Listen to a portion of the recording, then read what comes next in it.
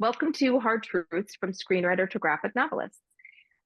We are very excited to bring I'm going to get this right, Krajewski, Roni Brown, and Spike Scarberry here to talk about all the different things about comics and answer your pressing questions. Tom co-created the new DC Comics superhero primer and wrote the graphic novel in which he debuted. The book has become #1 bestseller numerous times, and 3 sequels will be released each year starting the summer of 2024. So get ready for that. And we will put a link to it so you can go check it out. Since 2004, he's been writing on various television series for Nickelodeon, Disney, Warner Brothers, and Cartoon Network. Shows include Teenage Mutant Ninja Turtles, The Snoopy Show, Iron Man, Looney Tunes, Scooby Doo, Care Bears, Power Rangers, The Penguins of Madagascar, and The Fairly OddParents. The last of which he was Emmy nominated in the category of Outstanding Writing and Animation.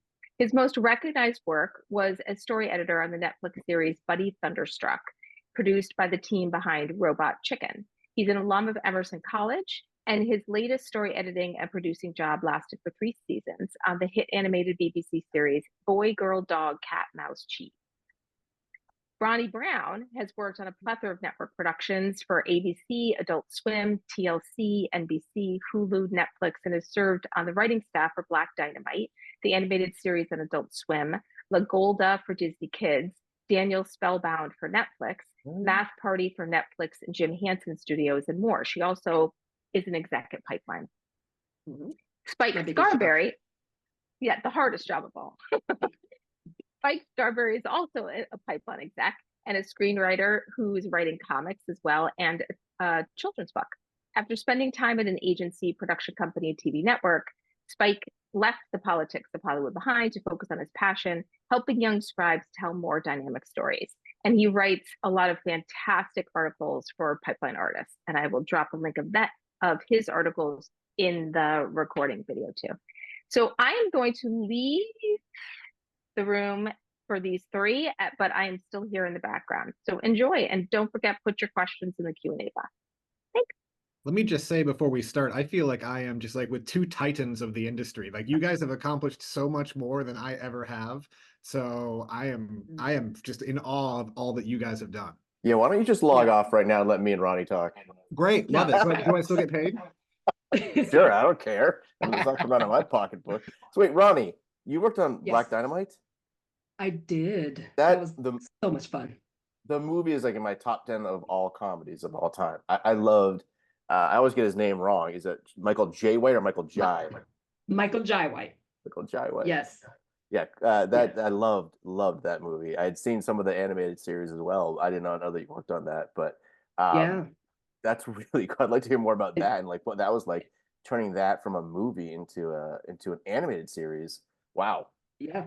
And I think they had a comic book at some point as well, but that was an adventure, to say the least. I've got so many stories on that show, including Michael getting lost a lot. Getting lost?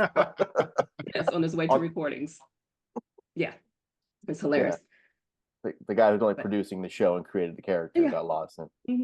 Well, hey, celebrities, Since we're on the point of praising everyone's work, Tom, you worked on Penguins of Madagascar, which I am not going to lie, as a fully grown adult man, I watched almost all those episodes because they're so dang hilarious. So quite frankly, I'm in awe of the fact that you worked on that show. Well, thanks. As is common in animation, and like when I work on shows, a lot of times I'll just get like 1 or 2 scripts for each show here and there. So for that show, I only did 1 script, and we had Bill Motz and Bob Roth, the guys who kind of created the show for television based on the movie. Those guys were brilliant. They are brilliant. They also created one of my favorite Disney movies, which is Sky High, with the superhero high school movie, which is fantastic. So those guys really kind of shepherded that show. But thank you. It's all because of talented guys like them, or talented people like them. But thanks, man. I'm glad you watched it. Yeah, no, I very much enjoyed it. But why don't we start out? Why don't we kick this off by you kind of telling us your journey through the industry? What have you done? How did you get here? And why are you talking to us today? I don't know why I'm talking to you today. Yeah, I got some. We're gonna find out by the end of this session. I promise you that. Yeah, I got some hard drinking to do. Why am I here? No, I clearly, like anybody else, I think just grew up loving movies and TV shows. So I went to school, college at Emerson College in Boston to study film and mainly screenwriting. So I came to LA in 99. And eventually, you know, through friends of a friend, I got a job at Nickelodeon. I didn't mean to get into animation. I wanted to be like a, you know, feature screenwriter. But, you know, you take any job you can get. And it turns out it was like a dream job working at Nickelodeon Animation. So from there, I started as like a production assistant or a script coordinator, and then just like rolled my way up into being a writer, which is typical. And so I've been doing that, yeah, for 20 years, but it started at Nickelodeon kind of by accident. Again, it's who I knew that helped me get in there, but I was prepared for it since I was you know, I studied writing. And then just a few years ago, rolled into comics through meeting people in the industry. I live in LA, so that's how it happens. And yeah, very grateful to be having the career that I have. Yeah, but that's why I'm here. Was it ever a target for you? Like, did you grow up as a kid who read a lot of comics? Did you always kind of want to go into that field, or was it more of just like happenstance? You happened to meet the right people who opened the right doors for you to start writing for comics? Yeah, interesting. So like when I was a kid, I wanted to be a comic book artist. Like I would sit and just like draw superheroes all day long. I love superheroes. And then I just never really studied the craft of drawing. So I never, you have to actually, some people, yes, you say that they say they have natural talent for drawing. That's true, but I think, you can really work hard at it. And I was just lazy, so I didn't work hard at it. So when I got into animation, I kind of left comics behind. And then about, 5 years ago, the opportunity just arose where it was, we can always talk about it later if you have more questions, but it was like the right time. It was luck, favoring the prepared. I had an idea, and then I met the right person at the right time. I had originally conceived my comic book primer for DC as an animated series because I am an animation. But then when I met somebody from DC Comics and it was pitched to them, because I knew they were looking for new comics, just, we kind of soft pitched it to them, never thinking much of it. And then that's how it happened. So I didn't intend even for this character to be a comic book until I met someone at DC who really liked it. And that's how that came about. Well, so that segues into actually my last question that I had, which was, would we ever see an animated series coming from Primer? Yeah, I probably. I mean, so Primer is a DC Comics superhero, which is part of Warner Brothers, and now that James Gunn has come in to kind of commandeer all of the DC properties and kind of unite them into this massive shared universe thing, I don't know when or if a Primer show would happen anytime soon. When they originally bought this character from us back in, I think it was 2018, actually. So yeah, maybe it was 6 years ago. One reason DC wanted to create this character and own it is because my writing partner and I were in the animation world. So it was their plan to do the comic book and also make it an animated series, which me and my writing partner could easily run since we had so much experience doing that, writing and showrunning and producing. So that was the intent. This kind of fell to the wayside. We did develop it as a live action series for a while with two different showrunners, and that was pretty cool. But then again, things just kind of got, as is development held, just fell again to the wayside. But yeah, I mean, you'd probably have a better chance of seeing a Primer animated series sooner rather than a live action movie or TV show. But that'd be nice. Yeah. Tom, you said something really interesting there, and I think it'd be good for the people in the audience for you to expound upon it. You talked about how DC bought the idea from you, whereas if you weren't with like another comic publishing company like Image, that wouldn't have been the case. Can you talk about the space of creator-owned comics versus DC and Marvel and those kind of companies? Yeah, absolutely. So see, I mainly just have the experience with DC, and I do know that Image and other publishers, yes, as you said, are creator owned, which is great because, you have who created The Walking Dead. I can't remember Robert Kirkman. So he created The Walking Dead, I think, under Image Comics, and now under Skybound Comics. So since those are creator owned, Image was created by all the titans of art back in the 90s, right? So Jim Lee and all those guys to specifically give power to the creators so they could own their creations like basically fully. So if you have a comic book with Image, you own the rights to it. It's you, the creator, or you and your creative team that own that character.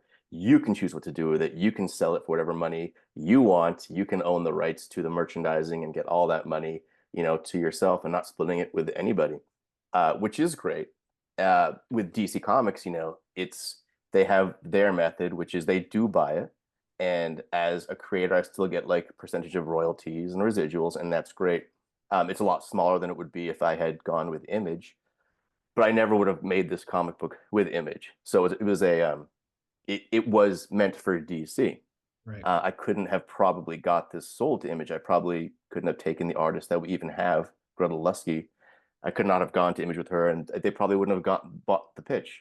So it's a trade-off, but I'm really, really happy. And someone like DC, they treat the creators now really, really well. I think they probably learned from past mistakes, and I'm really, very fortunate that they do, include me in terms of like the royalties and the creative aspects going forward for all things Primer. But yeah, I mean, if you're doing Image or something else, yeah, you could make some serious cash if you have a hit. Yeah. Well, I mean, you have a greater upside, right? Because if it's a hit like Saga with Brian K. Vaughan and Fiona Staples, they're making ends of money because that thing sells thousands of copies an issue.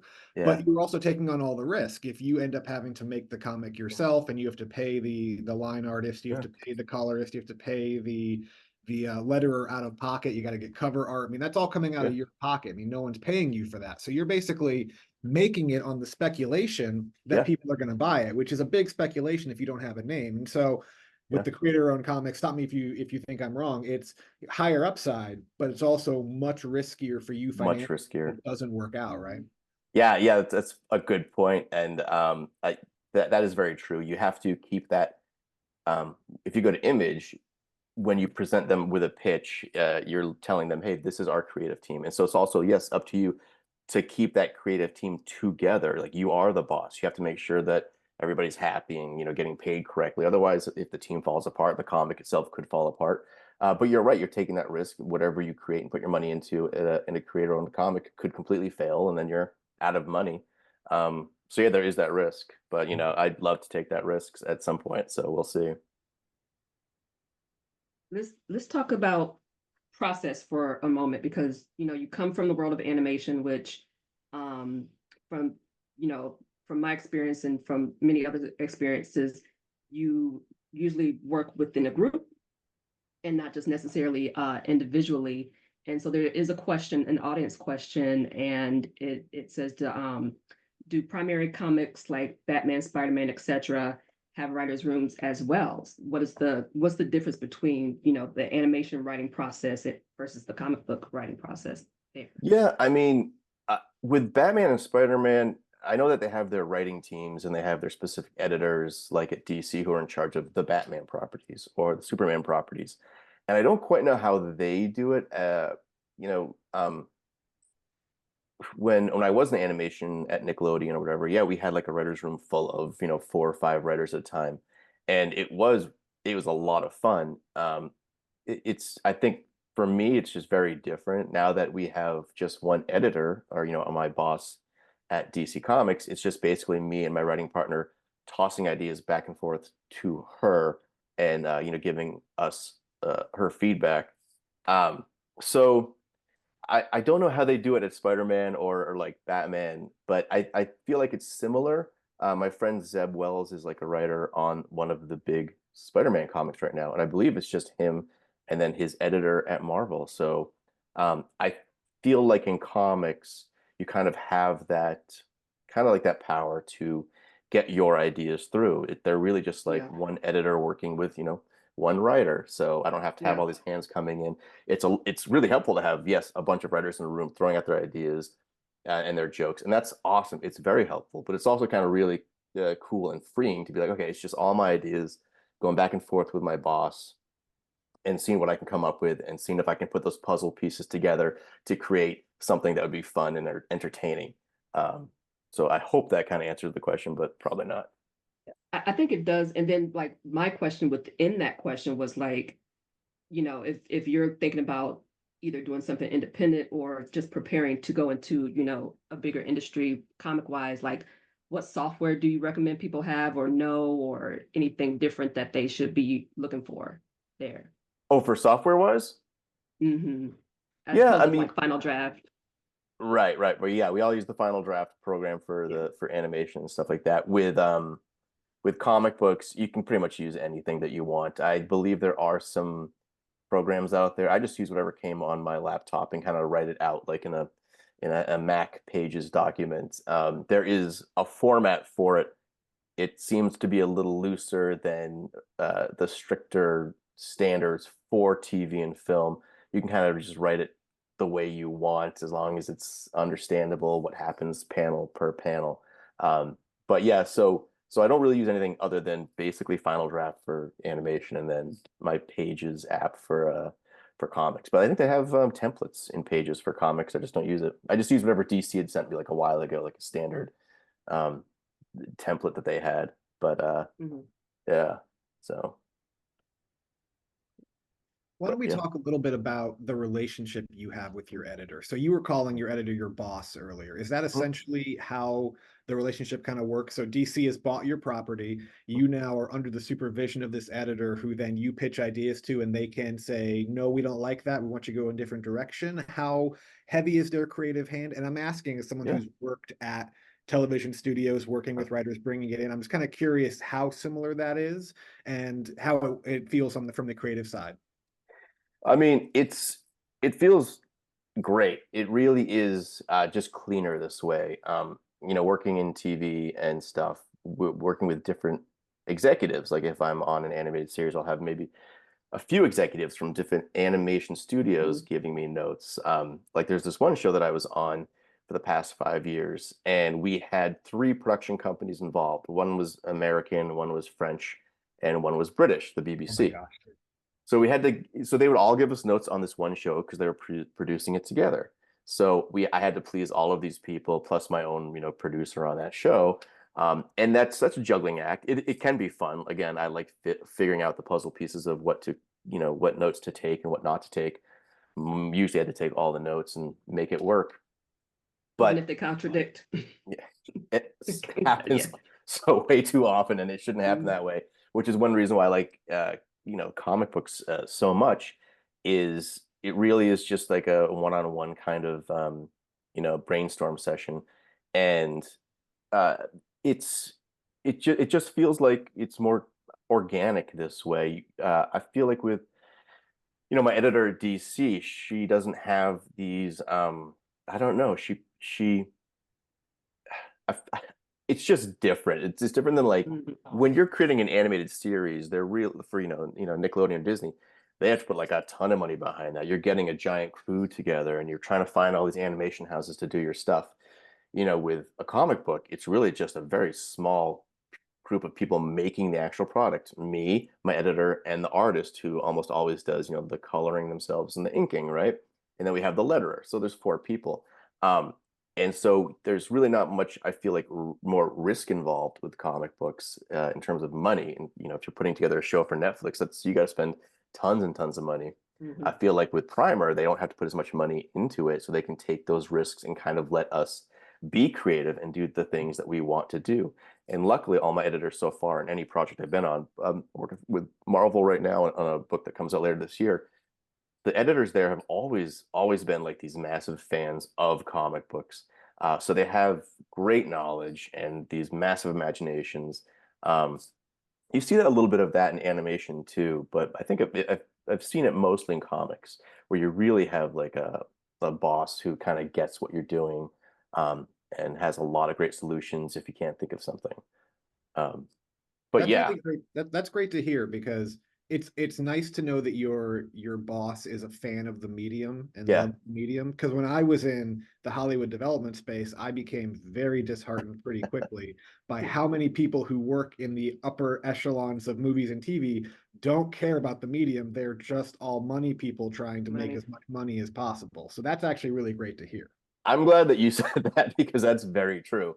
You know, when working with someone like DC Comics, they have this massive world and it really is interconnected. So the editors kind of have to like know everything from every comic or every IP that they own. If I'm doing a show for Disney, the executives, you know, they have so many executives working on all these different shows. There might be one executive handling, you know, 2 or 3 Disney shows, another executive handling 2 or 3 other Disney shows. So they're not really kind of interconnected. So I feel like those executives don't know fully the other worlds that their network creates, you know. But with DC, they really did hire, I think, you know, the fans to be in charge. You know, obviously the most the worthy fans, the talented ones. But yeah, no, you said it, man. We have a question in the Q&A, which I think would be great for both of you guys. Are all animation writers' rooms and comics like operating?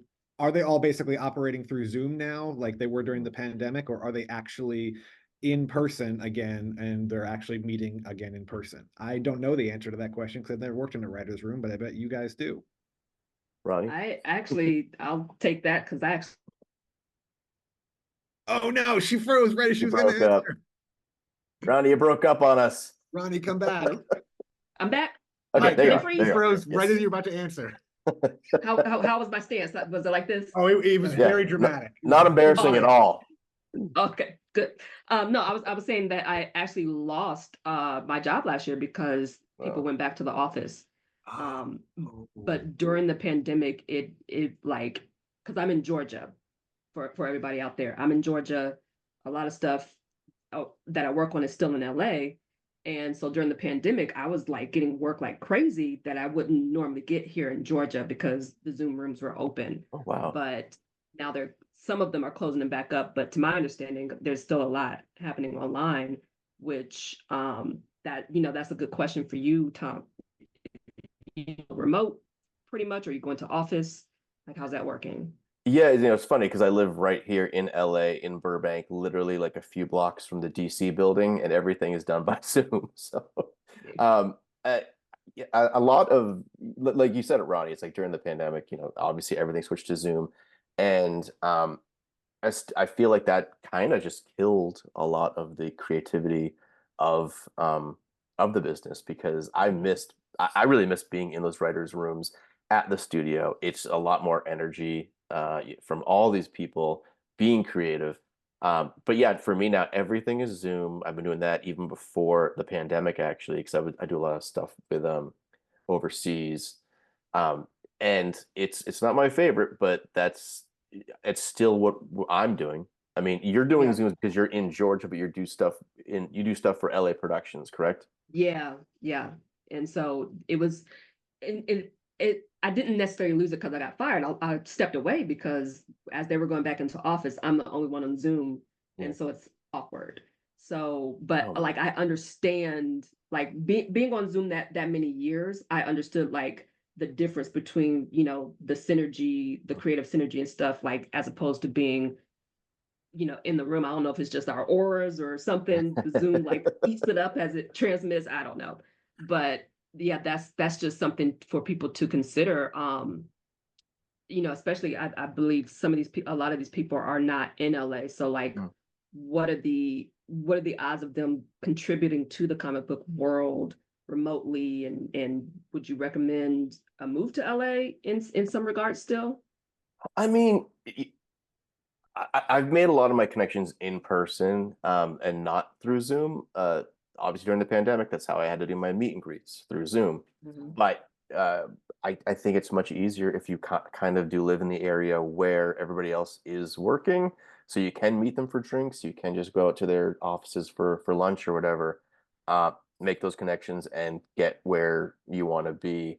So it might be easier now because they made it so easy to work from home. I assume it's probably got to be easier for people to break into comics or TV, while living in, middle America for a show that works, that staffs primarily in Los Angeles. But I still think it's much more beneficial to live in the place where they're making the stuff that you want to work on, So just for that that in-person face-to-face time. I feel like the energy is different, as you're saying, like the auras or whatever. It's like when you're in a room with somebody and sitting across from them, it just feels so much more different than being on a Zoom, and they can see your enthusiasm for what you might want to be working on. So yeah, I don't love the Zooms. I don't, especially this one. I hate this one. Oh, well, we loved you until now, but why don't I mean work Zooms. I don't love this. I love. We're talking about me, so I'm happy. Right, that's fair. Yeah, you were the star of the show, and as the star of the show, why don't you go a little bit deeper into how you kind of got that foot in the door? Someone in the Q&A asked, "Do you need an agent or a manager to submit to DC and Marvel?" It sounds like from what you're saying, you had that personal connection that kind of got in the door. So why don't you talk a little bit more in depth about how that happened, where it came about, and didn't having an agent or a manager, which I assume you do have one or both, help you at all in terms of getting that first pitch set up? Yeah, so exactly. As I was just saying, like this is like proves my point. It's like I never would have been able to have this comic book with DC if I had not been in Los Angeles. I do have an agent. They handle everything I do for animation. I still have no agent or manager in comic books, if you can believe it. And I've been trying to get one. I have like a hit comic and sequels on the way. I still can't get an agent in comic books to help me get more. I know I've tried. But again, as I was saying, luck favors the prepared. We happened to meet an editor at DC Comics. My writing partner had become friends with this person, and had been friends for a while before the opportunity came up where our friend Michelle Wells, she was an editor at DC Comics. She's like, "Hey, do you guys have anything, any original ideas? We're looking to do some new graphic novels, for teens, the YA and MG audience." And so we happened to have it. And so my writing partner pitched the idea, soft pitched the idea to this editor, Michelle, I think at her birthday party. It's one of those typical Hollywood stories. You pitch somebody an idea just off the cuff and then they go for it.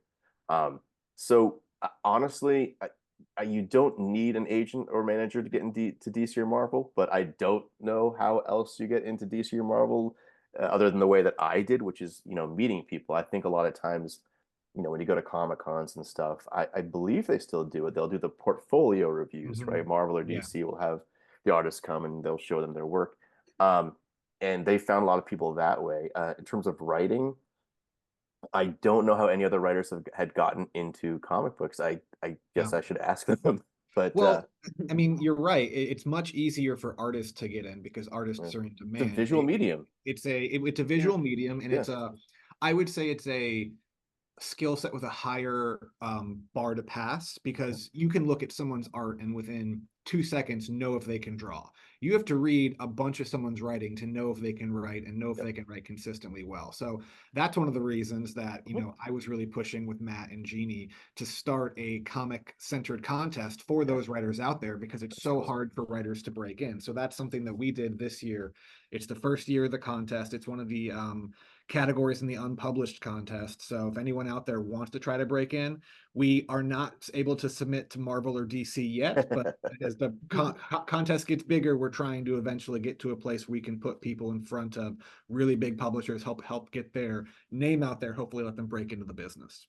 That's awesome that you guys are doing it. This is the first year doing it? This is the first year, yeah. So what are you asking for from the writers who want to enter? Yeah, basically at this point, I believe, Jeannie, I know you're listening, you can let me know if I'm wrong. I think we're looking for up to 20 pages or 20 pages maximum of a script that they've written, an original idea, just to kind of give us an idea of how their writing is. We're then going to whittle it down to a winner and a runner-up, and then we'll be able to start sending those out to the publishing connections that we made by going to all these comic conventions. But look, I want to be a comic writer as well. Basically, my story is I was working at the desk of a TV network and I was kind of hating my life because everything was going poorly. One of my bosses one day comes up to me, throws a comic on my desk and said, "Hey, read this. I hear it's good. It might be a TV series." I had never read a comic in my life, but I had to read this thing and let him know what I thought of it. Within 6 pages, I was like, "Nah, there's no way. This is way too out there. It's way too crazy. It would look ridiculous on screen." But I had to finish the entire thing to let him know, "Hey, this is why we're passing." It was Saga by Brian K. Vaughan. And I fell in love because it was so damn good. And that led me to all these other great series. And it kind of opened this world of storytelling that I didn't even know existed. So I was like, screw Hollywood. I want to get into comics now. But as I've started writing comics, I'm realizing the same thing. Like, how do new writers break in? It's really, really hard unless you make that magical connection like you're talking about. Yeah. So I, worked with the connections that I had at Pipeline to try to start a pathway which might be able to help writers in the future bridge that gap and try to like be able to break into the business. Yeah, no, that's great that you guys are doing it, and it's like you said, it's like yeah. Actually, Ronnie, how did you get into the business yourself then? Because I said that I got into it because I knew people who got me jobs, but how did you get into this? Well, so, and I was looking through your IMDb and went all the way down to the bottom and saw you started off on a reality TV show. And that's how I started, as a PA on a reality TV show. But my goal as a child was to be an animator. Oh, really? And yeah, Wow. yeah. So I actually went to school for animation, which is like That's cool. wild to Yeah. do. So I went to school for animation and discovered that I actually don't like animating, but I like writing. And Yeah. so, I went out to LA. That's my villain origin story. Went out to LA and served a 10-year sentence and worked between reality reality TV. You and me both, Ronnie. Yeah, 10-year sentence. I did my bit. And so worked between reality TV and was able to eventually transition into my first animated show that I was a production manager on, which was Spaceballs. And Oh, yeah, it's because my roommate was a storyboard artist on Spaceballs. So those personal connections and people just like being in the right place at the right time is like, it's a big deal. It happens. yeah. It happens. Yeah, Yeah. so you knew you knew someone who yeah, and so my friend was a writer on that show. Adam Schwartz, I think it was Schwartz or Adam Kosloff. There's one Adam guy that worked as a writer on that show. Anyways, so yeah, but that's how you got into it, right? Yeah, so and it's the same with comics. I think it's just like you kind of have to know somebody to get you in that door. And I still can't get an agent. But That's crazy to me. Like, it is that's crazy. insane. Yeah, but that's good that you guys are doing this Yeah, contest. I actually didn't know there was specifically agents for. Did I freeze again? Just for a second. Yeah, Okay. Yeah. Yeah, Go I ahead, mean, sorry. there are. I used to be with this agency, and they did comic books, but I didn't do comic books when I was with this agency a long time ago. They did animation and features and all sorts of stuff. They were so big that they did do comics. But there are, yeah, like smaller agents that do handle it, and they exist. I mean, I've been recommended to some from my friends who are in comics. But yeah, it just doesn't work out. Yeah. It is kind of a rough business, just entertainment in general. Yeah. It is super hard to break into. So Every facet of it. And I've been thinking about it a lot since I kind of left Hollywood Prime. I'm still Hollywood adjacent, working for Pipeline and Film Pipeline and Book Pipeline and the comic stuff now. But it really is like in the business world, it's much easier to like look at clear results of like, all right, you met these metrics or you didn't. In Hollywood, it's much more hard to like find, all right, is this person really a good writer? Well, it depends who you ask, because you might give the same script to 10 people and 3 of them are going to think it's amazing and 4 are going to think it's okay and 3 are going to hate it. So it's really hard to kind of find like how, like it's hard to tell talent, and that's why you have to keep churning and keep meeting people and keep being consistent, because eventually the talent will show. Would you agree with that? Yeah. Yes. Short answer, yes. I was actually reading some of the questions as you were talking. So. Yeah, well, there's actually several that I wanted to get to, and they're all kind of comic centric. So, Tom, talk about writing for an ongoing comic and how the deadlines and submitting scripts and getting issues out work like that. Because actually, I don't even know how that works, especially at a place like DC. Yeah, I mean, with Primer, we're in a kind of like a unique situation. We started off just doing it as a graphic novel. It wasn't going to be a continuing series, and it's still not a continuing series. We're releasing these graphic novels every year, so we kind of have a lot of time built into it because that's just how they want to release them. I am doing a comic book with Marvel, which is a little different because they're going to release that as 4 issues starting this September. So I would say in some ways it's very similar to animation in terms of like deadlines. You know, they just tell you when they want it, and if you're a fast enough writer and you have the ideas, you can just get it done. Um, but what was the question? It was how do you like deal with deadlines and process of submitting scripts? Oh, yeah. I mean, if it's something I'm excited about, like working on either comic for Primer or for Marvel, it for me, I get so excited that I just kind of crank it out pretty easily and very quickly. Like I'm already way ahead on both my next Primer story and my Marvel Zombies book. The deadlines, um, I don't think they're as hard and as fast as animation, again, because animation, putting that crew together, it's just a massive machine. A lot more people relying on you getting your stuff done on time. And I used to be a script coordinator for Nickelodeon, where I had to kind of be in charge of other people's writings or scripts. I was never the writer. I was just handling that and trying to get them to hand in their stuff and get it done on time, so we could again meet those deadlines and ship things overseas to get animated. Blah blah blah. With comic books, it's just I feel like it's a lot more stress-free because of that. It really is just me. I don't have to rely on anybody else to get product from. It's just me writing it, and I know my editor can count on me. My editor knows that they can count on me. But you know, it's really just that. I mean, I don't know how else to really answer it, but yeah, no, I think it's a good answer. yeah. Because I mean, I imagine it's similar to TV and film. Ronnie, did you have something to add? Yeah, I've seen the new curse word in the chat, in the Q&A a couple of times. So let's talk AI. No. Yeah. Yeah. And especially in the world of comics, like as a person who does draw and loves the art side of animation and comic books, like the process and stuff like that. What do you think AI is going to do to this part of the industry? And the question was, do you think AI does good drawings? Which I can chime in on this too when you're done, Tom. yeah, No, yeah. why don't you go first? Because you're probably as angry as I am. I don't Well, know.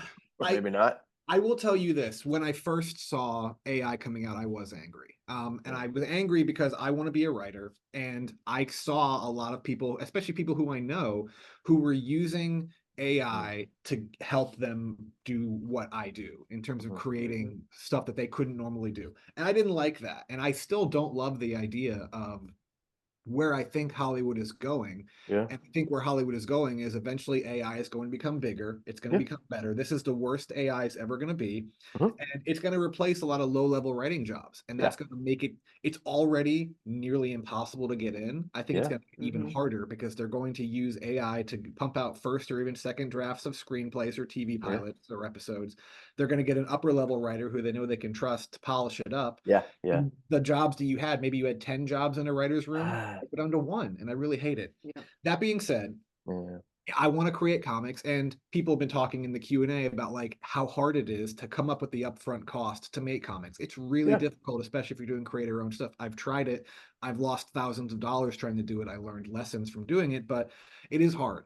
So I took a buddy of mine who does AI stuff, and I was like, hey, show me a little bit how this stuff works. Like, I'm curious to know, like, what are the capabilities of some of these programs? And I paid for some lessons with him. I worked for him for a couple months. And the answer to, does AI art look good? Yes, if you're willing to put in the time. Because the thing that I found is there is AI art that's amazing. I can actually even share. There's one image that I was able to make for the comic I want to do. Let's see if I can even share my screen. I'm not sure that I can. Point being, if I figure out how to do it, I'll share with you guys.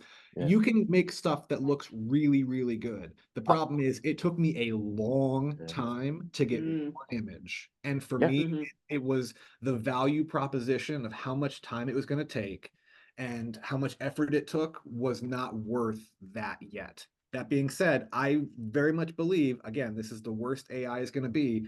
I think in 3 to 5 years, it's going to get better. But I also know, as Ronnie said, it's a curse word in the industry. Like if you bring up on like an artist forum AI, or if you put out an AI generated comic book, I mean, they lambast you. They're gonna tar and feather you. So yeah. I mean, I know you can't stop progress. So it's like if we're gonna have AI, no matter what, and people are gonna use it to make their own comics, and honestly, that's fine. It's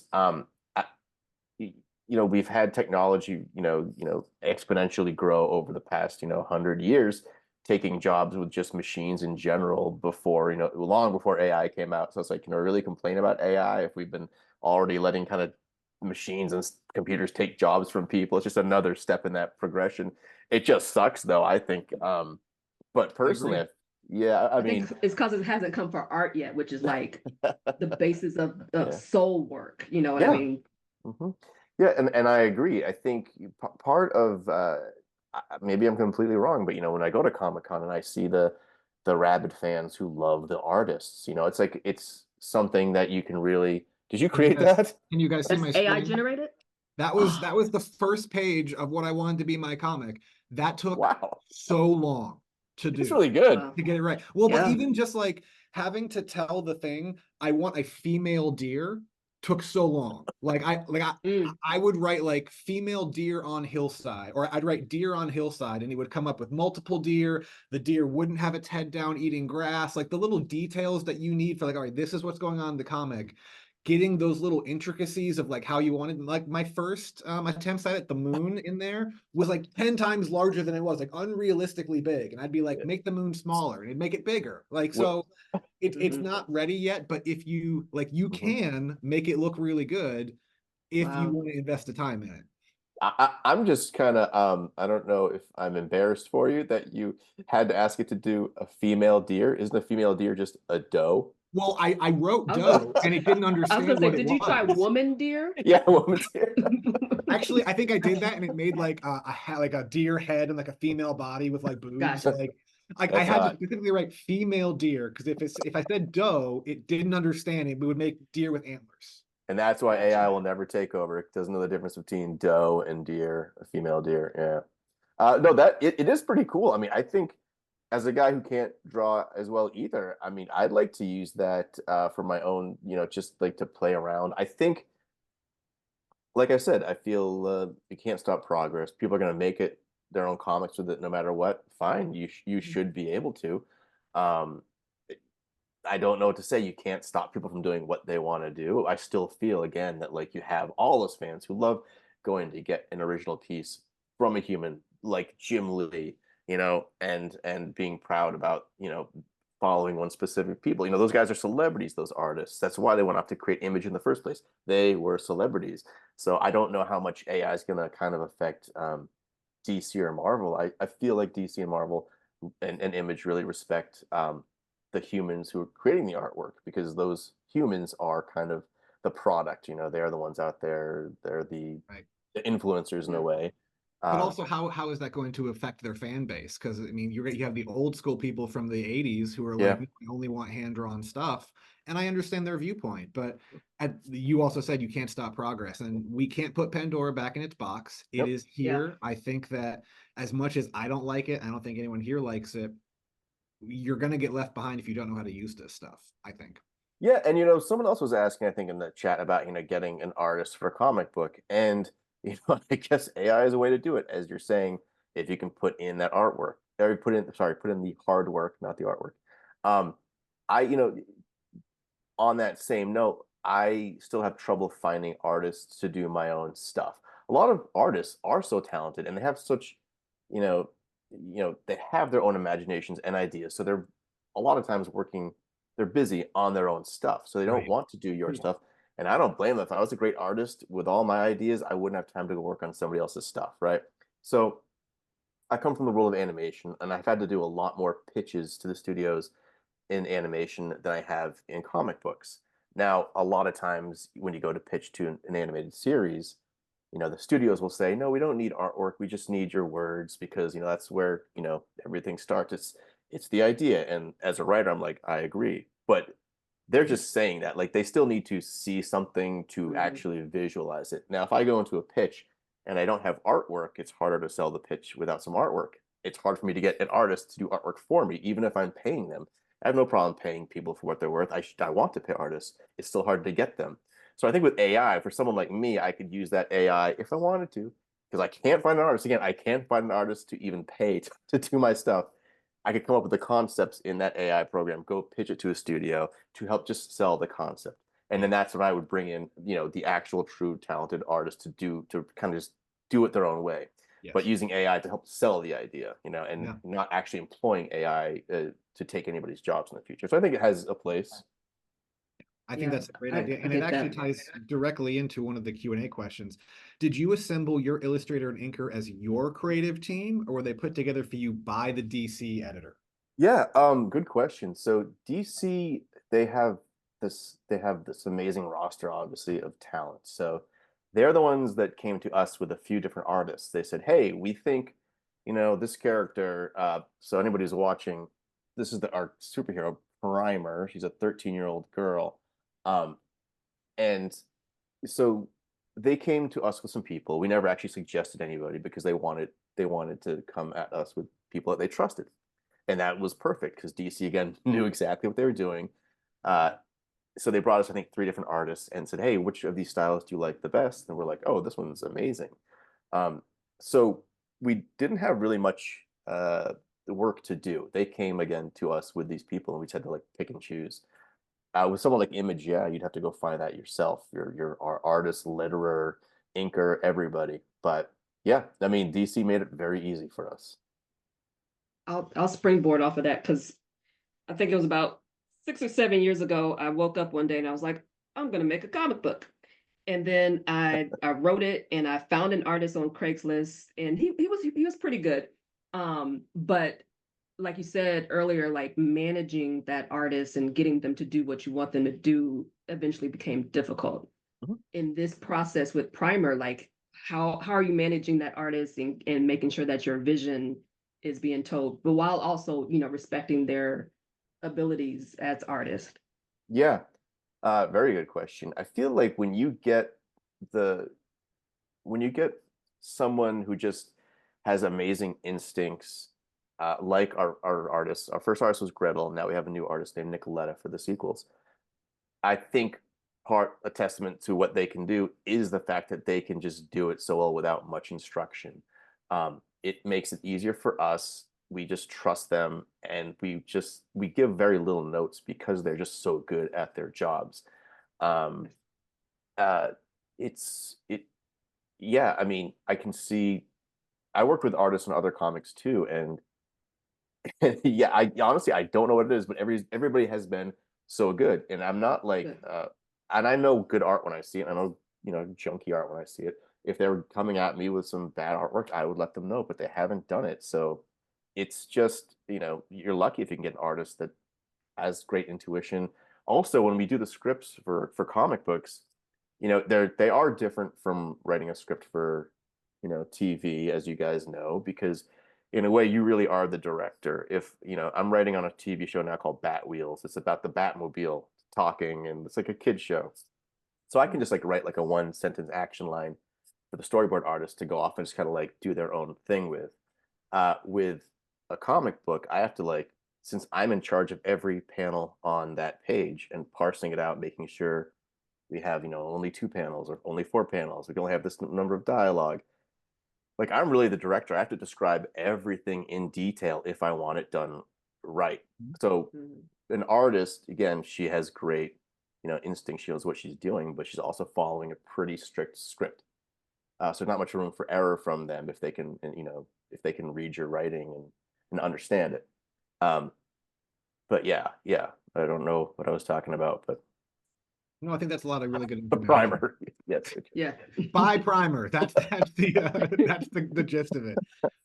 We're getting a couple questions about creator-owned comics and kind of like working with freelance artists to make yourself. I've got experience with that, so I'm going to tackle some of these. Please do. I will walk through my experience with trying to get this done, and it's not a happy story, unfortunately. So after I read Saga, I was very much like, I'm all in. I want to make this. I'm going to put this out into the world. I worked 2 jobs for a while, saved up a bunch of money, and went on Facebook and Reddit, in which there are subreddits and there are groups on there which are basically like hungry artists looking for work. They're artists who will post their portfolios and say, hey, I'm looking for a job. These are my page rates. Page rate is essentially, if you want me to draw a page, pencil and ink, this is how much I charge. Colorists are on there too, sometimes letterists, but it's a lot of line artists, pencilers, and inkers. And so I wrote a script. I talked with a couple of people. I found somebody that I really liked. I hired him and I sent him half the money for a 44-page comic up front. And for a 44-page comic, I think he was like $100 a page, so he was like $4,400. I think I sent him 2,200, something like that. And he started working and he was delivering some really awesome stuff. I've still got his files somewhere. If I find them after I'm done talking, I'll share the screen again and do that.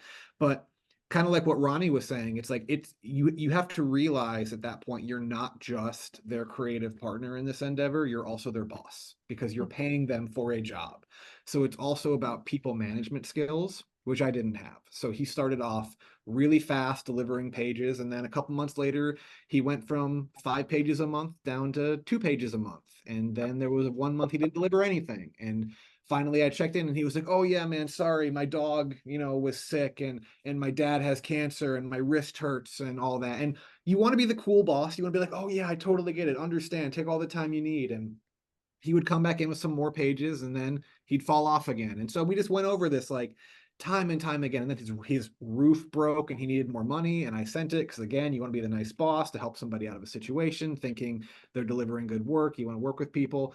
Eventually, I had to fire him because I was just like, no, like, I'm sorry, you're not giving me what I want.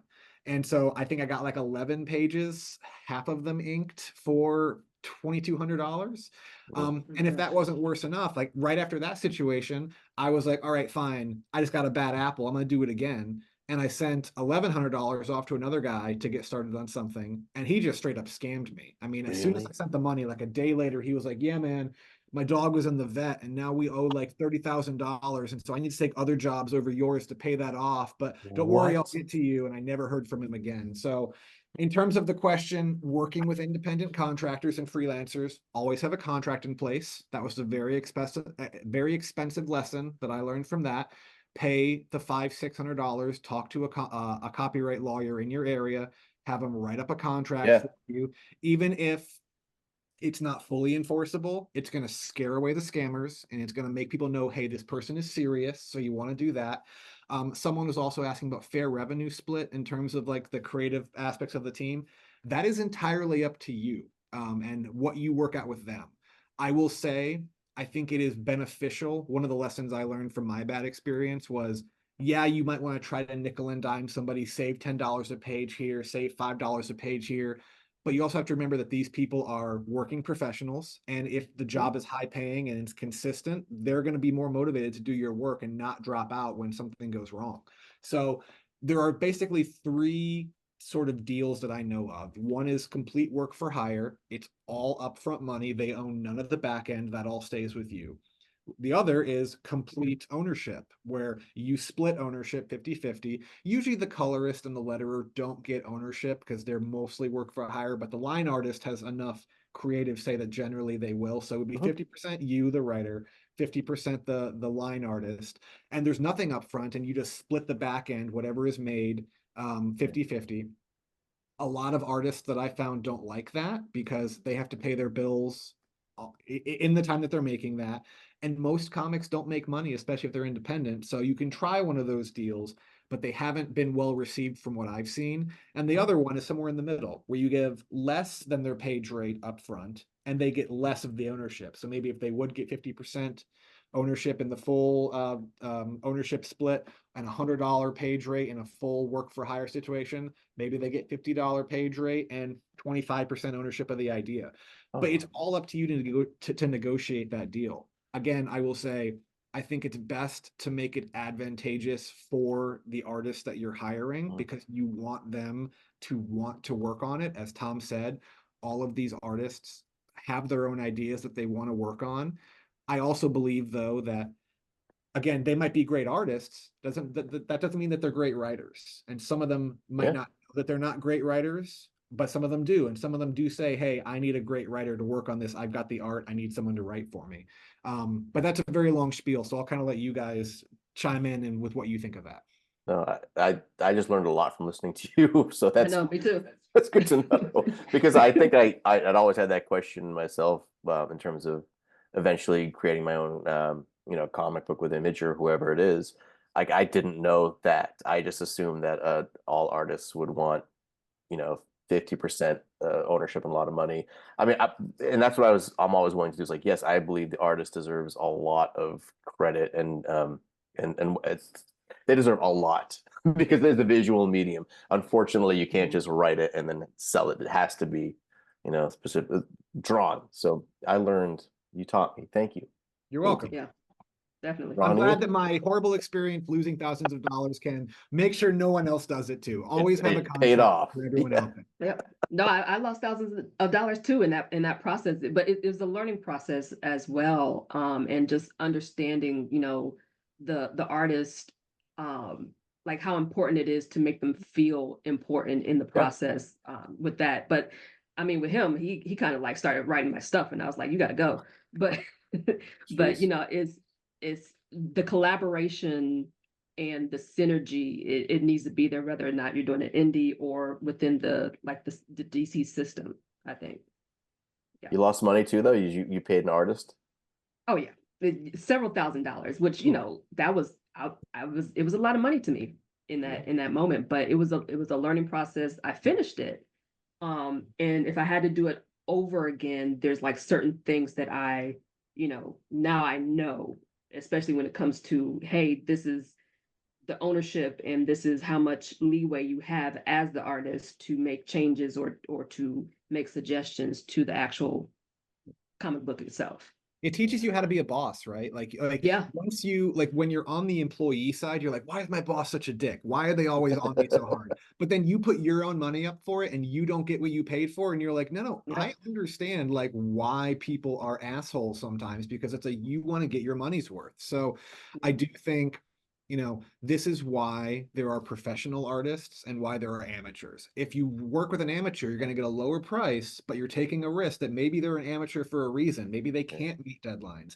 Maybe they do have their dad get cancer all the time, or their wrist hurts all the time. Yeah. Things that I've heard myself. So that's kind of that's the risk you take. It's a lower cost, and maybe you get a really good person, but then when you find that person, you better work with them all the time because you know that they're reliable. It's like having a contractor for your house. Do you have someone who shows up once every 5 months to do half day of work, or do you have someone who shows up exactly when he says he's going to, works 12 hours and gets your stuff done in 4 days? I mean, that's the real difference. Yeah, I think I'd be a very bad boss because I don't like yelling or being mean. I'm very rarely a boss, and when I am a very amicable boss, I'm like, sure, whatever. I'll fix your mistakes, no problem. It's all Don't be mean, falls Tom. on me anyways. Be firm. Don't firm. be mean, be firm. That's what I've had to learn. But since Roni and I have just spilled our souls on our greatest mistakes, Tom, I'm going to throw this one to you.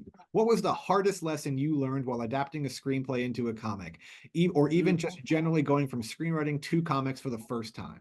Oh wow, the hardest lesson that I learned. I hardly ever learn any lessons, by the way, because I just don't pay attention and I don't care.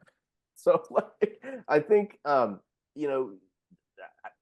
in terms of I'm trying to think of what mistakes I learned the hard way. Actually, they're this is completely random, but it also has to deal with the business in LA. When I was in film school, one of our teachers was like, "Hey, when you go to LA, just never get involved in company politics in terms of just what happens in the studio, not politics, but just how the studio's run, who hates who's bad mouthing who." And I was like, "Oh, that's really good advice. Just say yes, nod, go home." And don't get involved. I've had a few friends who never get involved in the that kind of pettiness at the studios, the very high school cliquey aspect of chittering and just all that garbage. And those people who never get involved always seem to have jobs because they don't ruffle the feathers. Mm-hmm. But once or twice, I just don't like to be a robot, so I would occasionally say things that I feel honestly about, and it would get me in trouble, because I don't want to be a automaton, but those are the people that sometimes just keep working. So that was a kind of a hard lesson for me because there was one specific instance where I badmouthed someone who was a terrible, terrible person, like a horrible, horrible person, and it got back to them, and they had a lot of power, and I think they kind of blacklisted me from something for a while. But that was a hard lesson to learn. Just honestly, just you know, it sucks because you shouldn't have to like restrain yourself, especially when people are horrible in this business, but in entertainment in general, especially I think, you know, TV and film, there's a lot of bad people. I haven't really noticed that in animation yet, or comic books yet, but keep your mouth shut, you know? So your skull is made of wood because you just knocked on it. You just okay. Yes, yes. I've got Making one sure. here. I'm knocking on it for him. Yes, Someone in thank the you. Q&A asked, Thomas, are you IATSC or WGA? I assume you're WGA. Yeah, I'm both. IATSE has the Animation Guild, so they're TAG, that handles most of all of children's animation. So I am TAG for kids stuff, you know, like yes, Scooby Doo, Snoopy, and things like that. I am in the Writers Guild, but I haven't actually done any Writers Guild work yet.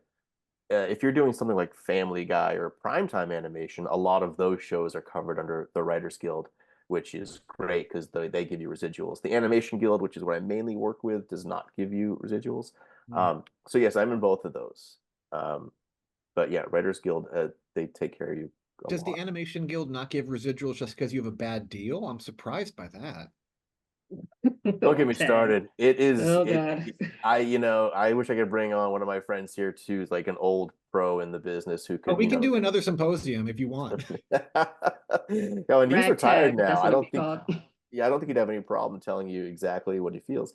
It's weird because you know the Animation Guild. I think a lot of the studios use it the excuse that well, you're just cartoons, guys. You know, you don't make that much money. You don't. Oh, You shut the shouldn't hell get. up. Yeah, exactly. Shut the Meanwhile, hell up. SpongeBob makes like $1 billion a year in merchandise. Oh my God, Is really? played Oh, constantly. Oh yeah, wow. for a while it was making $1 billion a year in merchandise. And so you know, Why didn't I think of animation. that? Yeah, and when you think about it, animation is what saved us through the pandemic, and we Yeah. still never got Mhm. that respect. We still treated even by our own industry as well. We're just animation guys. You shouldn't be able to get, you know, residuals. Again, there are people who do really really well, like Steven Hillenburg, the guy. I mean, I believe he's passed away a few years ago, but he created SpongeBob, and he had a Yeah. great deal because he had merchandise and all that stuff. When it comes to the actual writers on the show, yeah, no. If I was writing on Family Guy, yeah, residuals, really good residuals, because Writers Guild, Animation Guild just doesn't do it. I don't know.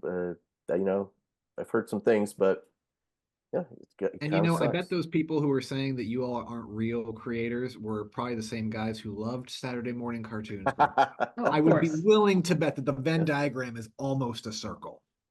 yeah, Of yeah, course. pretty much. It's Yeah. you know, it's too bad because I really do love working in animation. I work with a lot of awesome people, um, mostly awesome people. So it just kind of sucks that that's the way that that is. We feel like you know we don't get the respect, and as I said earlier, you know, we saved the industry during the pandemic. Yeah. I think the two biggest films this year were Despicable Me 4 and what's that other animated movie that came out this year? I forget. It's always animation that Was it does so. Spider-Man last year? Yeah, I mean, there was Super Mario Brothers, which made Oh over $1 yeah. billion and all that Yeah. stuff. So it does so well, and it makes billions of dollars and all this money off merchandise. But still, you know, Oh, our it was no, struggling. it was Wait, Inside Out 2. Inside Out. Yes, Yeah. Inside Out too. Yeah. I was surprised how So much money that made. I know. So was I. So was I. Ronnie, why don't you ask some questions here? I feel like I've been talking a lot. Well, so I do have a question that came to mind as we were talking, and you know, being in animation, I feel like it helps with the comic process. Like Oh when I yeah. was going through that crappy process, you know, understanding timing and you know what the storyboard process and stuff like that helped me. What skills or tools do you think, you know, writers who may not be in animation or may not understand, you know, comic books, what do you think they should bring or learn when entering this area? Yeah, you know, it's funny because I do think about that sometimes. I thought about what writing and animation taught me in terms of writing in general. And Mm, what it taught me uh, the mostly was that, you know, if I'm doing an 11-minute cartoon, which is mostly what I do, you know, kids' cartoons are 11 minutes long. It's Fairly Odd Parents, Penguins of Madagascar. If I want to get my story, you know, told completely, I have to be very like economical or conservative with my words. I have to choose my words carefully because there's only so much page, you know, I can type on to tell the artist to draw this, to tell the voiceover artist to say, you know, what I need to be said in dialogue.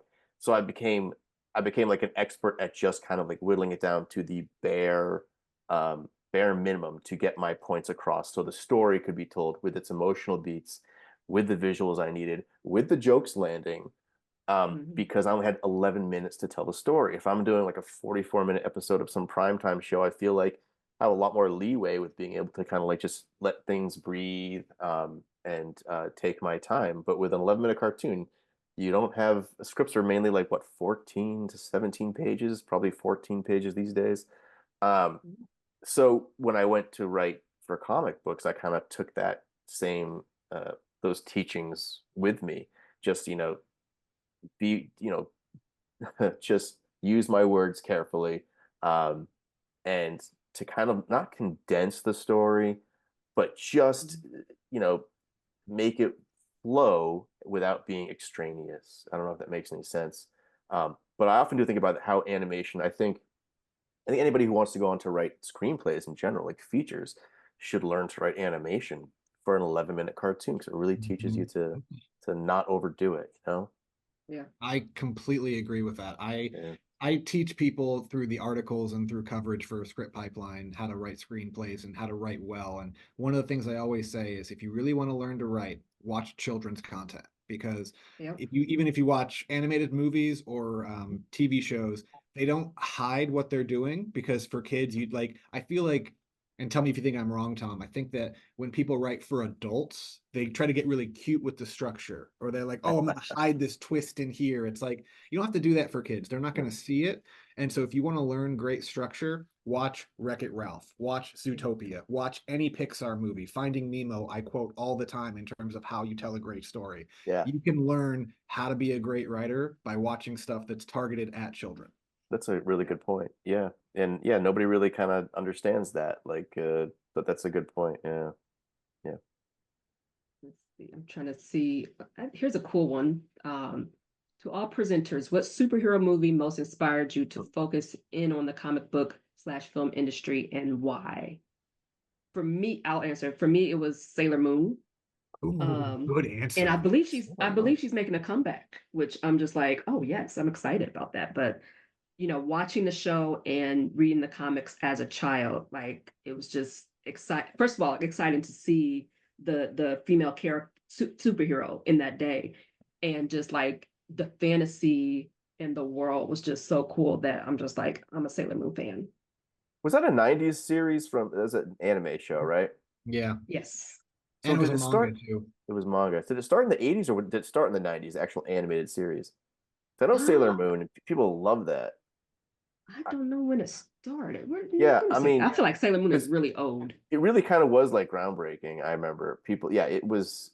There was nothing like that, Yeah. that big, It was anyways. the first show that I remember seeing with a consistent female protagonist. I don't think I Yeah. saw Hmm. a show before that have a female in that role. And so I watched a lot of it too. Tuxedo Mask, I'll never forget him. Always showing up Oh yeah, whenever he the, needs to be the there. greatest love story ever told. Ever Definitely, told. 1000%. No, It that's looks Sailor like Moon and her cat. it started in 91, I think. Wow. That sounds Yeah, about right. 91. Yeah, Hmm. that sounds right. For me, it wasn't superhero. I was not a superhero kid, although I did watch, Batman the animated series and Yeah. Spider-Man the animated series. But my foray into comics, as I've already said, was Saga by Brian K. Vaughan and Fiona Staples. I still think that is one of the best stories being told right now. I relish every month when I get to go into the comic shop and buy an issue. I'm just hooked on those characters, and it was. I got into Hollywood not because I wanted to make Star Wars 5 or Star Wars 6 or Godzilla 7 or whatever it was. I wanted to find the next great original story. And I was really disappointed when I got there and I saw, oh, we're not focusing on that at all. I mean, that's just not what Hollywood does anymore. And so I was in a pit of despair for a long time because I was creatively unfulfilled. I wasn't making enough money in a really expensive city. I felt like all my friends were fake. Like all of the bad things you hear about LA were kind of like impacting my life. And then when my boss happened to throw that comic on my desk, it was like, wow, this is what I've been trying to find. And it kind of opened all these doors into other great stories that comics were telling. So for me, it wasn't a superhero, but Saga feels pretty super to me.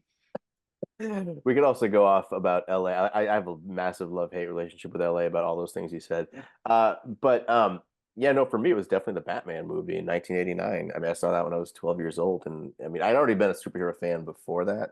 But that really made me like a much bigger superhero fan. And that got me drawing Batman all the time and wanting to be a comic book artist. Specifically, I think that movie. Um, and then any movie that came out after, like Ninja Turtles came out like a year later. Oh, I loved those movies. Yeah, yeah, man. Those movies were so good. I love that original one. Yeah. Speaking of Batman, on your Instagram 11 weeks ago, you made a post about Batman origin rewrite.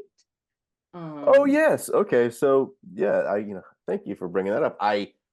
One dream that came true for me this year is that I got to write like a Batman short story for an anthology series that DC came out with earlier this year, and I wrote a 10-page story for them that I pitched. They wanted something blah blah blah. I could pitch them whatever I wanted. I pitched them a Batman story.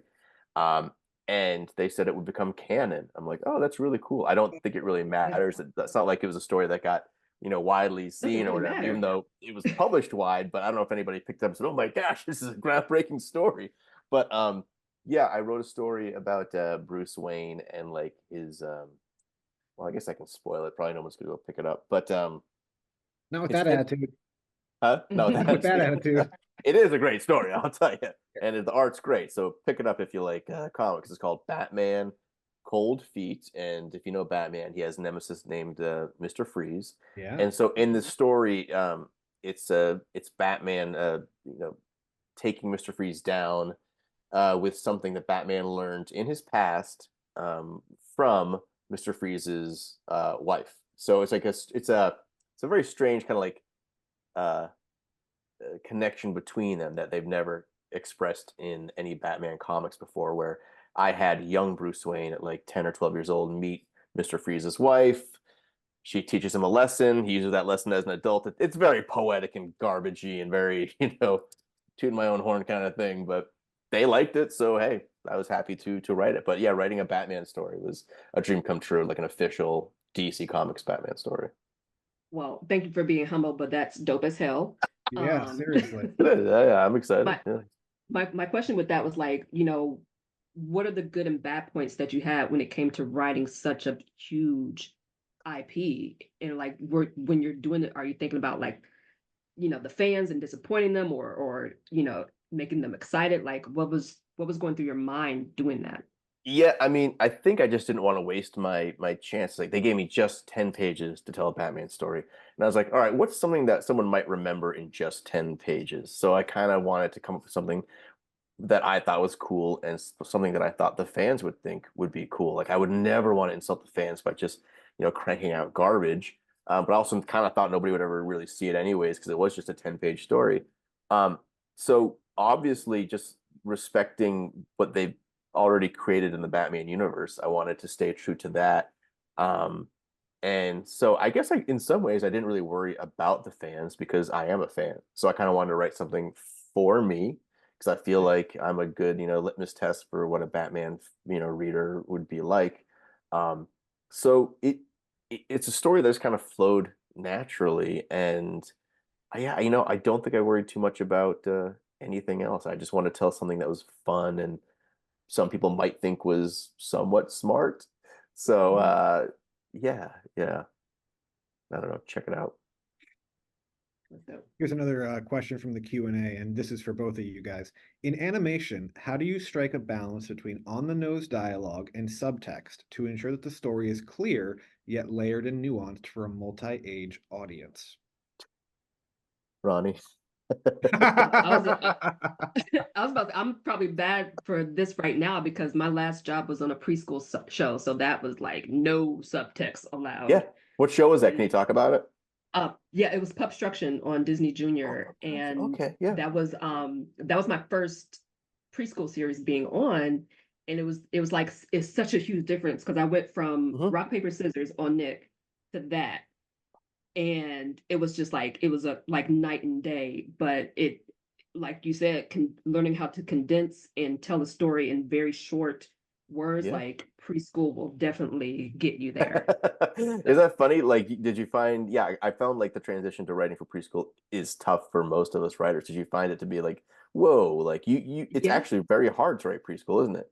Yeah, the story editor was just like, this is too complicated. I'm like, it's just the word. It's just a certain word. Like, how's it too complicated? But they're 3 and 4 years old, so it's really, it gets you back to your Yeah. roots mentally and the foundation of language, and like choosing your words very, very wisely. And when you came from Rock Paper Scissors, you said Yes, that's a Nickelodeon animated series yes. That based I in think that came Burbank. out last year. Who No, was I was on the Zoom. yeah? That was But that Zoom time.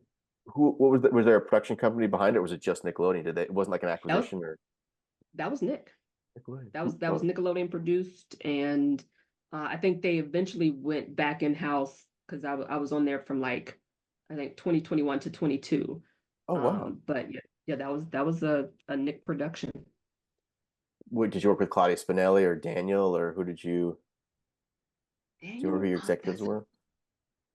Daniel was an exec on that. Yeah, Daniel was an yeah, exec on that. Yeah. yeah. Those are the just a side note. Like speaking of people who I really like working with, specifically Claudia Spinelli at Nickelodeon was always it is one of the best. She actually went to school for animation, so I can slam some executives probably, but like when you talk about some people who actually really care about the medium that they're working in, because we're kind of talking about that Yeah. earlier, like with editors like Claudia Spinelli, who probably worked on your show as well. It's fun to work with people like that. So Nickelodeon is a Yeah, great place to be.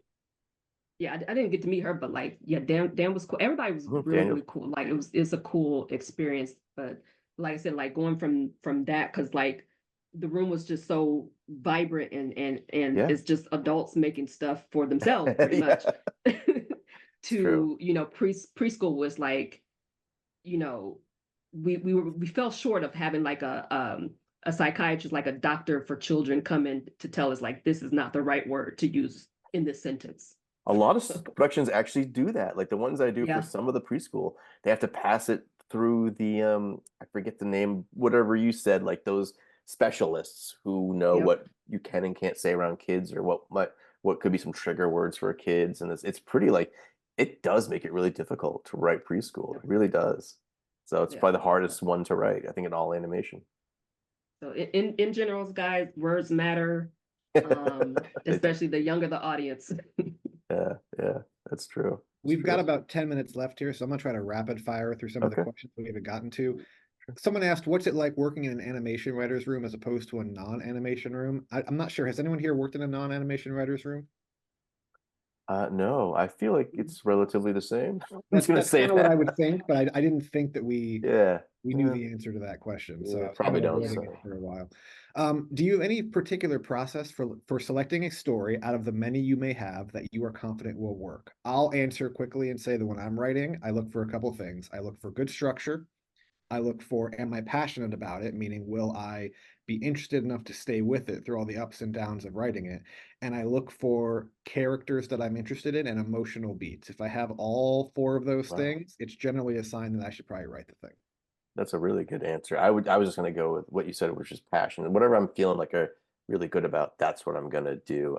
Whether I think it can be sold or not, whatever fires me up, that's all I can really do to get me writing. But Ronnie? For me, it literally keeps me up at night. Like I can't sleep. Like it's constantly running in my head. I can yeah, see the scenes. I can see, hear the dialogue, and it has to be written down It's hmm for just sure. bursting out of you, right? yeah, Classic sign of a writer. This is for both of you guys. How did you first find your way into script coordinating? Did you have to be a writer first? Ronnie. I think because that first job was in production management, but my first script coordinating job was Black Dynamite. Mm. Um, that was a weird story, actually, and this is where it's just like you never know what your origin story is going to be, so just put yourself out there and be prepared. Because I actually got on Black Dynamite because of a Craigslist ad for a typist. the Wow. Yeah, the producer put out an ad because she was looking for somebody to take notes for the showrunner, and So they were the looking for a production writer's company. PA. Yes, but she And they put out a labeled it a Craigslist. typist on a Craigslist? typist a typist, and at that time I was like in between jobs, and I was just doing what I needed to do to survive, so I was doing transcription work. Oh And wow. so Yeah. That's I'm doing wild.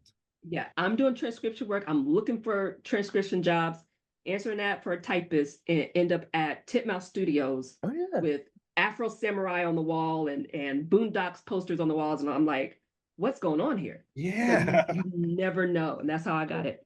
Wow. Insane. Yeah. But you always loved writing anyways though, right? You were always a creator. I was ready, and I got the job that day. That's I was amazing. ready. That's so good. Yeah. I mean, I feel it helps to know writing if you're gonna be a script coordinator. I got it, like I said, just through a friend of a friend, but I was prepared because I had gone to school for screenwriting. And when you're a script coordinator, you have to handle all the scripts, you have to redo some formatting.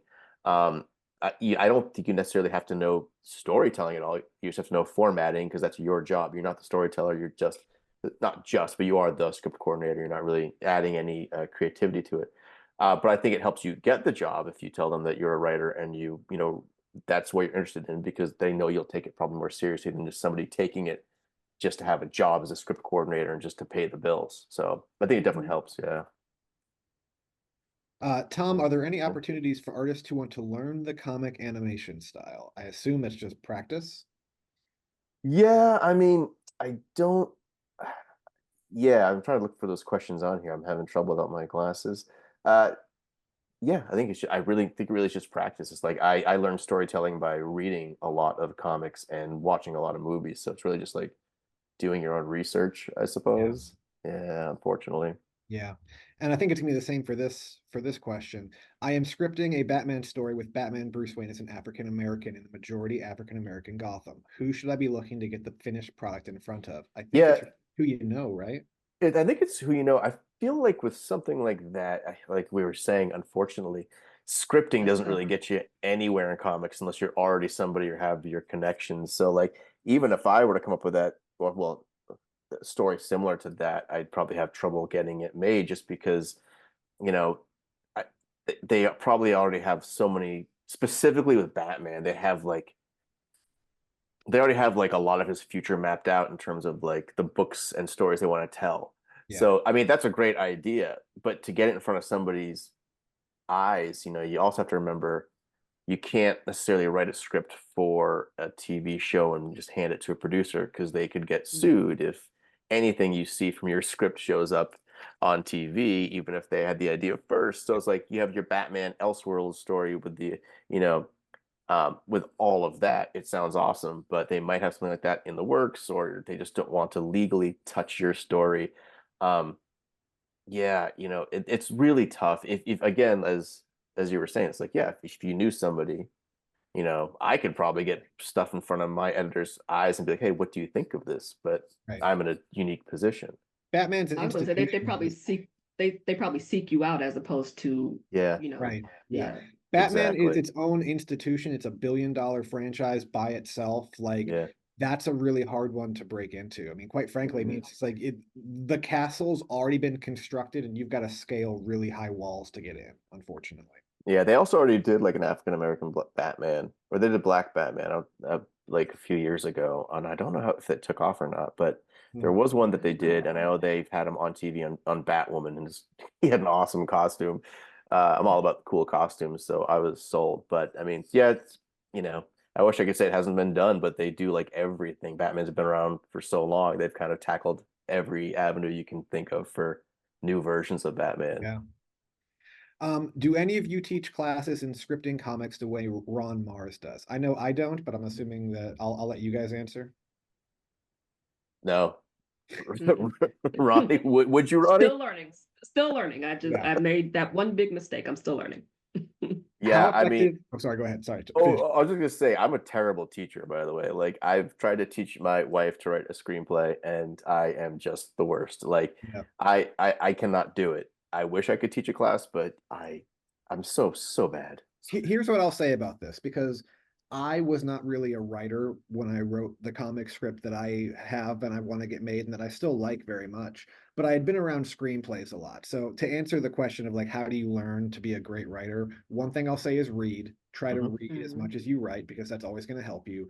Hmm. Number two, look for ways that you can see how other people do it. The way that I did it is I bought the hardcover volumes of Saga, volumes 1, 2, and 3, and in the back of volumes 1 and 3, Brian had included like a 30-page long epilogue of basically him talking about like, here's how I made Saga. Here's scripts for these episodes that I wrote. Here's the exact process I went through. I used those like my textbook, and I actually had to buy a second volume 1 hardcover because I broke the spine of my first one that I had flipped through it so much. So look for ways like that, and that can be your own education if you are willing to put in the work for it. How effective is a promo comic, 4 to 8 pages, to promote your comic before it comes out and help pitch it at a Comic-Con? This is something that I'm looking into because I'm trying to do independent comics. I think I went to HeroCon in North Carolina, and I talked to some people there. And one of the guys I talked to is a working comic writer, and he said, create a comic to use as your business card. So if you can make a short comic that you can hand out at conventions and saying, hey, I'm looking to break into the business. Here's a sample of my work and the creative team that I put together. If you have any needs at any point in the future, my information's in there. Please feel free to give me a call. It's a great way to basically show what you can do. And, you only put more balls in the comic lottery that might hit your number if you do that. So I think it's actually a really great thing. But what do you guys think? I was just going to say, I could use the stack of failed comics I have as a business card. I didn't even think about that. Where's your stack of failed comics? You actually have some comics with you? Oh yeah, they're in the closet. Oh, so we can't see them. Now I want to see your comics. Yeah, I mean, I think that was probably some of the best advice because I talked with this artist many years ago before I started going to Comic-Con named Xander Cannon, and he told me to make my own mini comic and then hand it out at Comic-Con, but also charge for it. And I was like, why would I charge people for trying to get my comic? It's like if they pay for it, they're more likely to read it. Oh, well, that's true, I guess. Interesting. Yeah.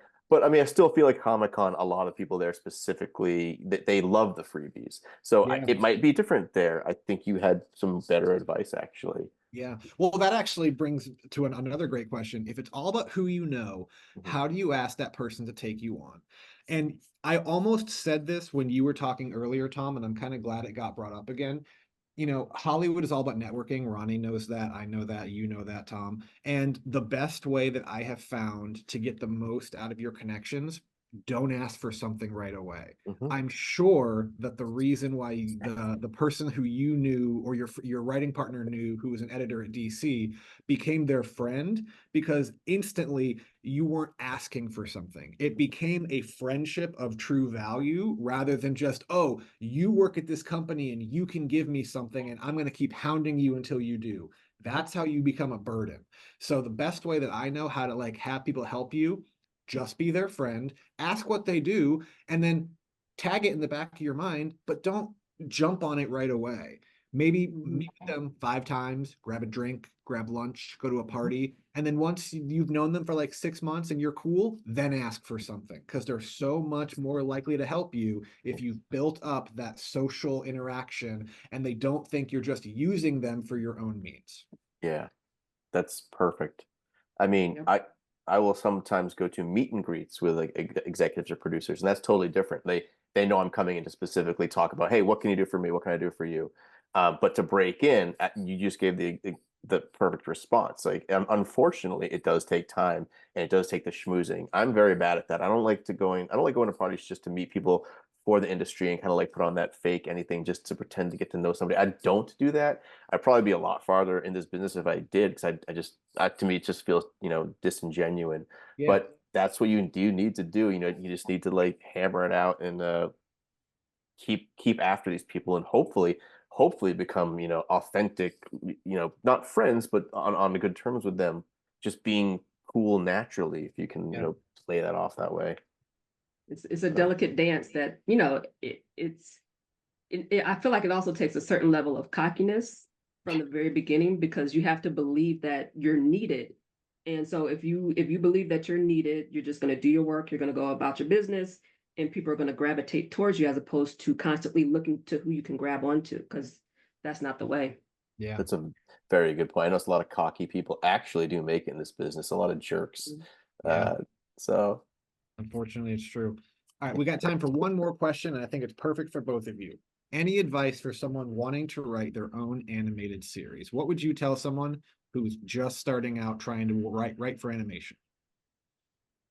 Learn the industry and learn the business and learn what it takes. Like I said, my goal from a child was to be an animator. I went to school for animation. Wow. I worked on pegs, like I understand hand drawn flipping animation and Wow. learn from there to 3D. And now I'm learning about AI because I'm like, well, that's the future. So just learn what it takes to be in animation. And that comes from either research or just being out there, putting yourself out there, being in the scene. If you need to go to school, go to school. If you need to move to another state, move to another state, like be around the industry, I would say.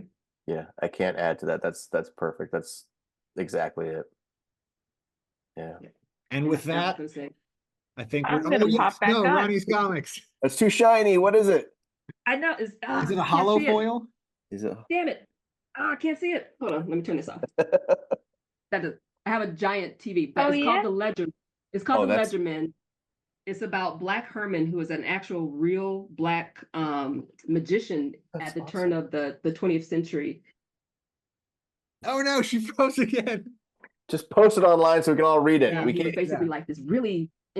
He was this really interesting person who believed he was magic, and he was around with Houdini, and he did like these fantastic shows and traveled the world, and he's just a real historical figure that I decided to turn into a comic. This should be a show. This should be a comic book kind of show. I've never heard that, and that sounds awesome. Yeah, and that cover was working pretty kick-ass. Wow. I'm working, and then I have this. Yes, I love it. I'm a So fan. good. I'm a fan. So good. Yeah. Well, thank you guys so much. This is wonderful. I learned a lot, and I'm not going into this area. I'm going to stay over here doing my own writing. But thank you so much. Really appreciate it. And Tom, I will not be asking you to teach any symposiums. Good. Good, because you'll I get a made lot of mental complaints. note, like he said, no, okay, I'll make a little mental note of that.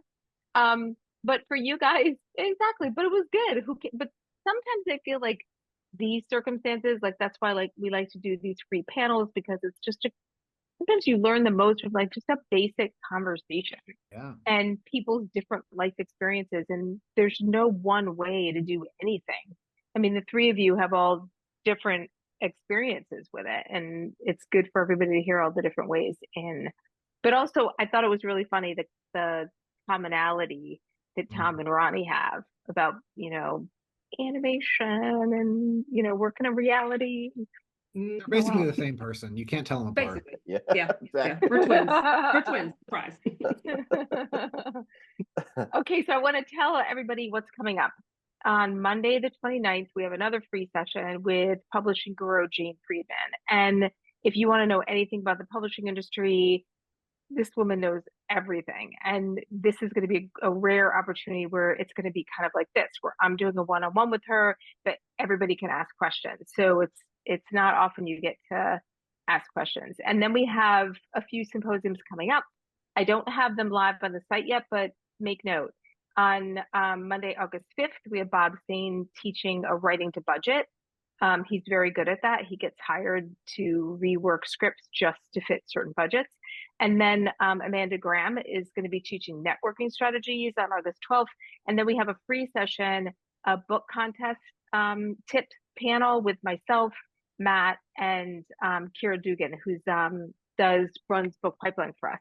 And we're going to be giving you all the tips because we do the reading for the contest. So we're going to tell you what makes it pop and what makes us fall asleep. So, and you don't want to put us to sleep. Thank you again for coming, and thank all of you for showing up. Really appreciate it. Thank you, Tom. That's right. Primer. Thanks for having me. Primer. I appreciate it, guys. Thank you so much. Thank you.